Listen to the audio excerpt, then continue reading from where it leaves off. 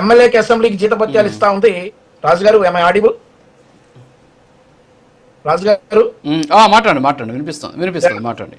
ఇక ఈ జీతభత్యాల విషయంలో మరి నాకు మొన్న మధ్య ఒక విషయం తెలిసింది రాజు గారు. ఎమ్మెల్యేలు ఎప్పుడో వచ్చేసి సంతకాలు పెట్టారు అని చెప్పేసి ఈనాడులో ఒక ఆర్టికల్ వచ్చింది. ఎమ్మెల్యేలు జగన్మోహన్ రెడ్డి గారు తప్ప మిగిలిన 10 మంది ఎమ్మెల్యేలు వచ్చి అసెంబ్లీకి హాజరైనట్లుగా సంతకాలు పెట్టారు అనేటటువంటిది ఒక ఆర్టికల్ వచ్చింది. ఆ ఆర్టికల్ నేను వెతుకుతున్నా, కనపడలేదు నాకు.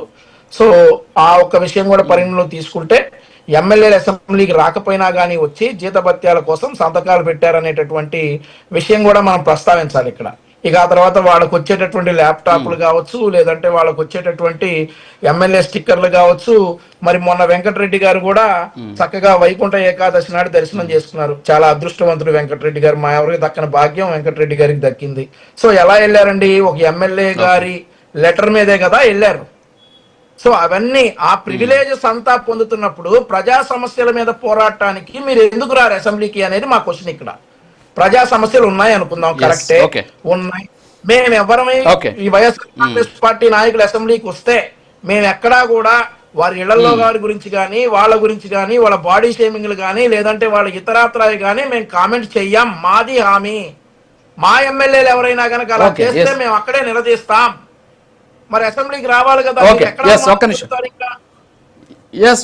ఓకే వంశీ గారు, ఒక్క నిమిషం. వెంకటరెడ్డి గారు, మరి ఇప్పుడు వంశీ గారు ఒక మాట అన్నారు. ఇప్పుడు ఏంటంటే అదే ఖచ్చితంగా ఎలాంటి ఇబ్బంది ఉండదు, అసెంబ్లీకి వచ్చి మాట్లాడొచ్చు, అది ప్రజలు ఇవ్వాల్సిందే అని చెప్పేసి చెబుతూ కరణం బలరాం గారికి సంబంధించిన ఇష్యూని కూడా ఆయన మాట్లాడినటువంటి పరిస్థితి. రియాక్ట్ అవ్వండి. ఒకటి ఆయన అంటే వంశీ గారు నేనో చెప్తే కాదు కదా. ఇప్పుడు నేనేమన్నాను, ప్రివిలేజ్ మేము క్లియర్ గా అడుగుతుంది ఏంటి, మాకు మిగిలిన ప్రివిలేజ్ ఏమొద్దు అంటున్నా. అంటే కేబినెట్ హోదా ఇవన్నీ ఉంటాయి, ప్రతిపక్ష నాయకుడు హోదా ఇస్తే కేబినెట్ ర్యాంకింగ్ అన్నీ ఉంటాయి. అవి ఏం అడగట్లా, ఓన్లీ మైక్ ఇస్తే సమస్యల మీద మనం అక్కడ చర్చించవచ్చు అనే పాయింట్ ఒకటే అడుగుతున్నాం. ఇందాక ఆయన తెలివిగా దాటవేసే ప్రయత్నం చేశారు. ఏమని, జగన్మోహన్ రెడ్డి గారు ఎమ్మెల్యేనే కదా, ఎప్పుడో జేఎన్ఏ లెటర్ వస్తే అప్పుడు మేము ప్రమాణ స్వీకారం చేయించాల్సింది అంటే అక్కడే వీళ్ళ బుద్ధి అర్థం అవట్లేదా? వీళ్ళు ఏ విధంగా ట్రీట్ చేయాలనుకున్నారో అది అర్థం కాలేదా?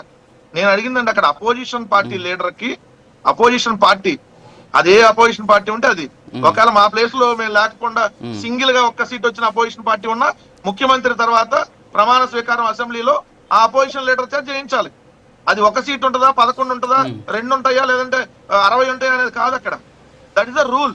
మీరు ఆ రూల్స్ నే విరుద్ధంగా ఆ రోజు చేశారు. స్టార్టింగ్ లోనే మమ్మల్ని అవమానకరంగా ట్రీట్ చేశారు. ఇదే స్పీకర్ అయ్యన్న పాత్రుడు గారు బయట కూర్చొని మాట్లాడిన మాటలు జగన్మోహన్ రెడ్డి గారు భౌతికంగా అట్లానే ఉన్నాడు కదా, భౌతికంగా లేకుండా ఉంటే అప్పుడు కదా ఆ పార్టీ లేకుండా ఉండేది అని చెప్పి మాట్లాడినటువంటి మనం